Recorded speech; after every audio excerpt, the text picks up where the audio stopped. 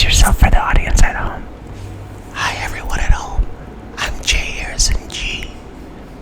Jay, can you tell our friends what you just closed on Broadway? Kinky boots.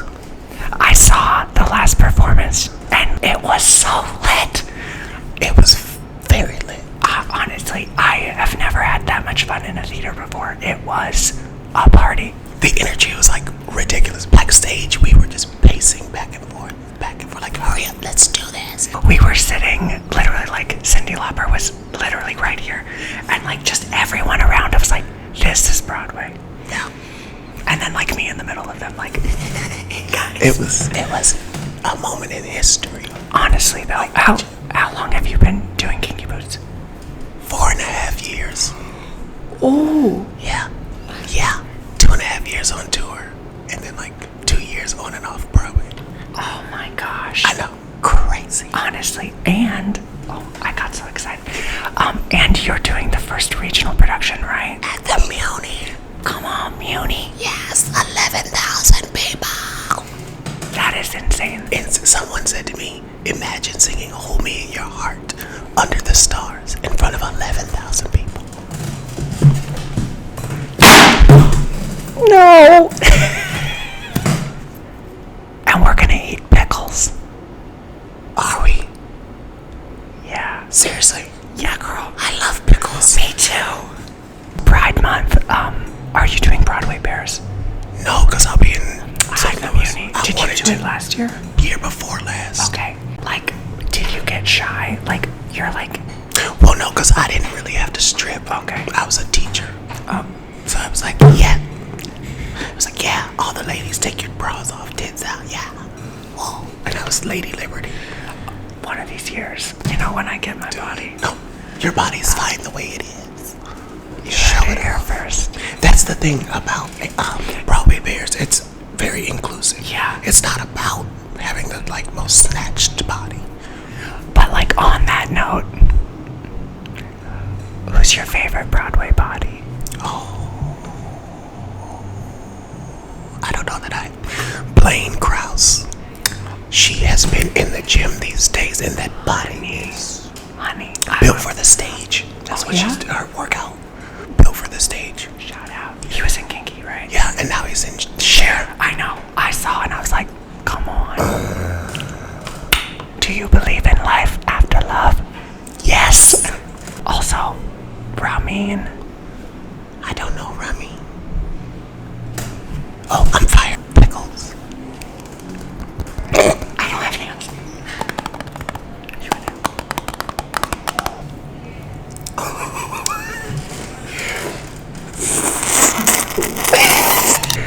If you did a show for 4.5 years, did that change? Like, did your Lola change throughout? Yes. Like so much. Every day.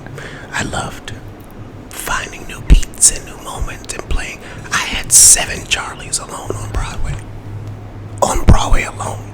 7 Charlies. Okay. Not including understudies. So I got to like switch it up. Which is nice after like a long run like that, like just to have somebody new for like playing space, you know? Yeah. I have to tell you, because I've seen the show far too many times because of my boyfriend who's behind the camera right now, who is also in Kinky. I saw it like 36 times. Not even kidding. No, I did.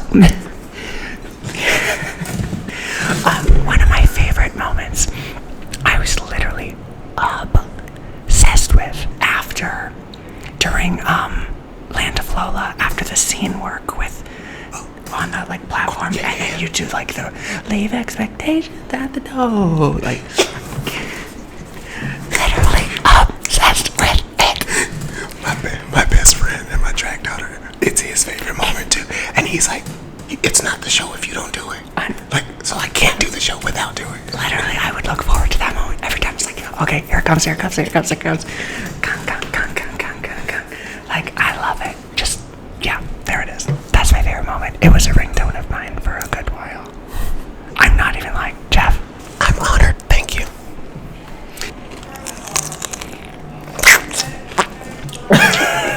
Look so were in The Sting. Yes, at Paper Mill. I know, with Mr. Harry Connick Jr. Honestly, I grew up like living for him. That's how I feel about Harry. Like you were like this close to him on stage. Oh, all the in time. rehearsal one day, he turned to me and goes, "If I was gay, you'd be my boyfriend." I mean, I don't know if you'd say yes, but I would ask. And I'm saying, he is one of the sweetest and most ridiculously talented people I have ever met in my life. Yeah. He's stupid. Yeah. Yeah. I'm now. That was that based off a movie. Yeah.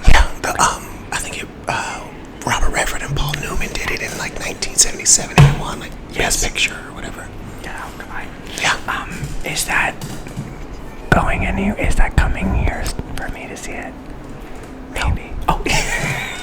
They're so juicy. So salty. So savory. Tell me what it was like working with Cyndi Lauper. Cyndi, a blessing, a gem.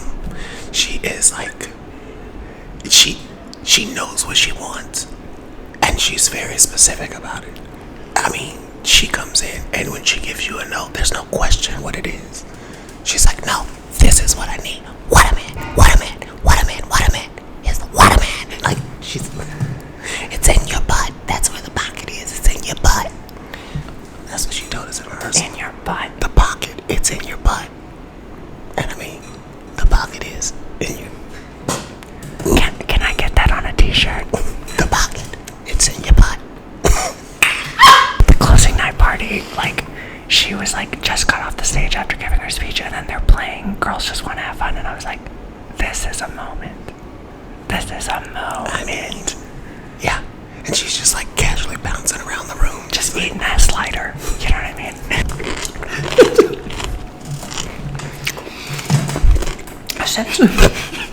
Who was your favorite Charlie? I mean, Why would you do that to me? Why? Well, I love them all for different reasons. Sure, yeah. Like legit. Naturally. The Charlie that taught me to be the most natural opposite against him was Killian. I literally knew you were gonna say that. Yeah, like I learned so much, and he was my first Charlie on Broadway. And I learned so much from him about just like sitting in it and being a more natural, even for Lola. Yeah. Yeah. No, when I saw him, I was like, oh my god. His beats, it is so authentic. So, it was just literally so in the moment. I was in awe. Yeah. I mean, Yeah. It was fun playing with him. Yeah. But then like, it was a rock show with Brendan Urie. I was just gonna say, you were with Brendan Urie. He was my next one, yeah. Are you kidding me? People like lining up at the stage door like 9 a.m. Oh, the people would camp out. Yeah, I didn't get to see Brendan. And Oh, I really he was wanted great. to. He was great. But Yeah, wonderful. it'll be back in like 5 years. Yeah. I mean, after doing Kinky Boots for 4.5 years, that has definitely made an effect on the LGBTQA plus community. Like, what have you taken away from all of this, and now you've seen it grow and affect so many people? Oh, we could talk about that all day. I mean, I know. But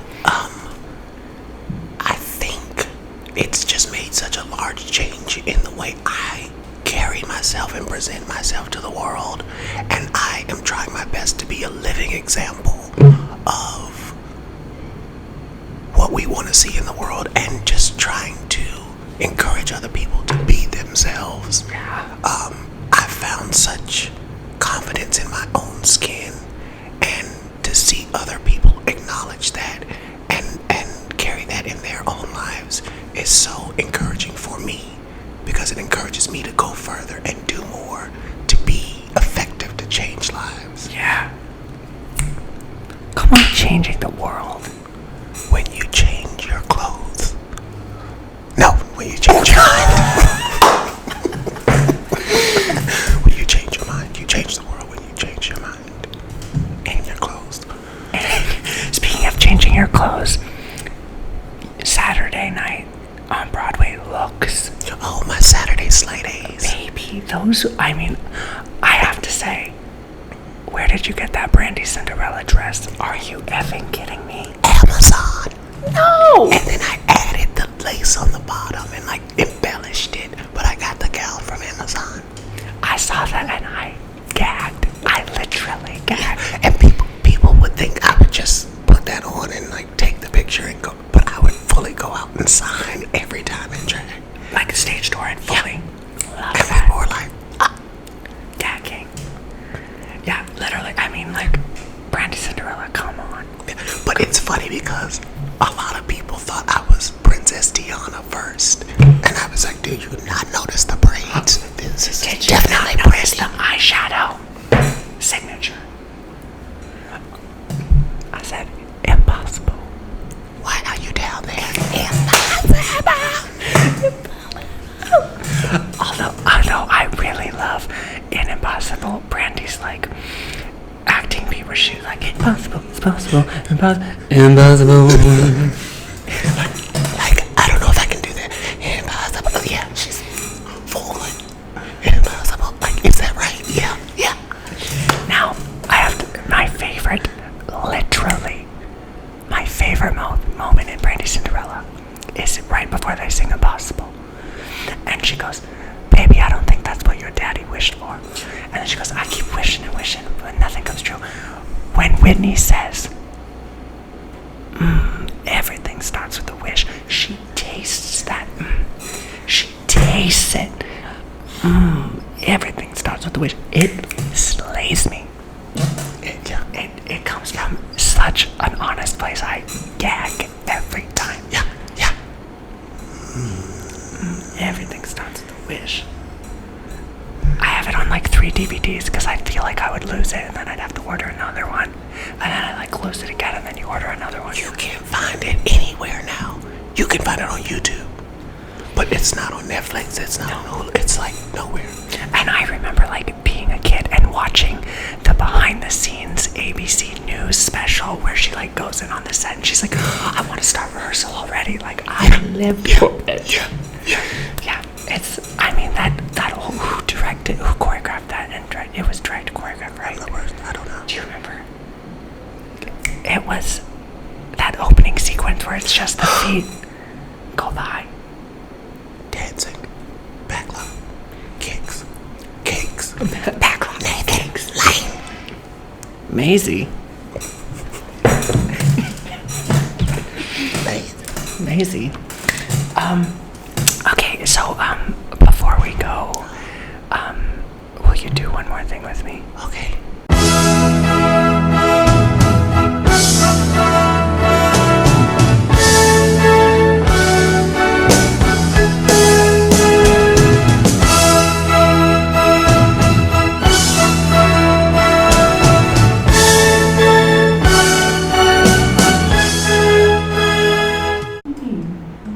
Oh yeah, we'll be so glad to see you. Bobby, come on over for dinner. We love